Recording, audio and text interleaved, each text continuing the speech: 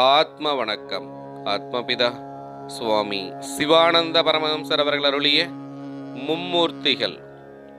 சாத்விக குணம் சிவன் என்றும் ரஜோகுணம் விஷ்ணு என்றும் வெளிப்படுகிறது.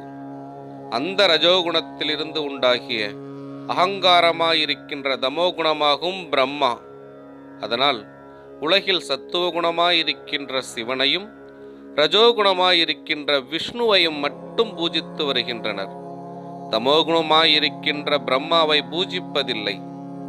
உலகத்தில் பூஜிக்கின்ற ஜனங்கள் இன்னின்னவைதான் குணங்கள் என்று தெரியாமலும் அதை பற்றி சிந்திக்காமலும் தாம் செய்கின்ற தொழில் இன்னதென்று அறியாமலும் சத்துவ குணம் விஷ்ணு என்றும் தமோகுணம் சிவன் என்றும் ரஜோகுணம் பிரம்மா என்றும் சொல்லி யாதொரு விவரமும் இல்லாமல் புகழ்ந்து நடக்கிறார்கள்.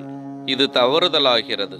எனில் உண்மை ஏதென்றால் சாத்வீகம் என்பது ஜீவனும் அது சிவனும், ராஜசம் என்பது சாத்வீகமாயிருக்கின்ற ஜீவனிலிருந்து உண்டாயிருக்கின்ற மனமும் அது விஷ்ணுவும், தாமசம் என்பது ராஜசமாயிருக்கின்ற மனத்தில் இருந்து உண்டாயிருக்கின்ற அகங்காரமும் அது பிரம்மாவும் ஆகும்.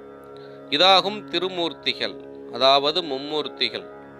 மும்மூர்த்திகளாகி இப்படியாக இருக்கின்ற முக்குணங்களும் ஒன்றாய் சேர்ந்து உற்பத்தி ஸ்தானமான ஆகாசத்தில் எப்பொழுது லயிக்கின்றதோ அப்பொழுது திரிகுணரகிதமாய் திரிகுணாதீதமாய் தீருகிறது. அதாகும் மோட்சம். ஆத்ம வணக்கம்.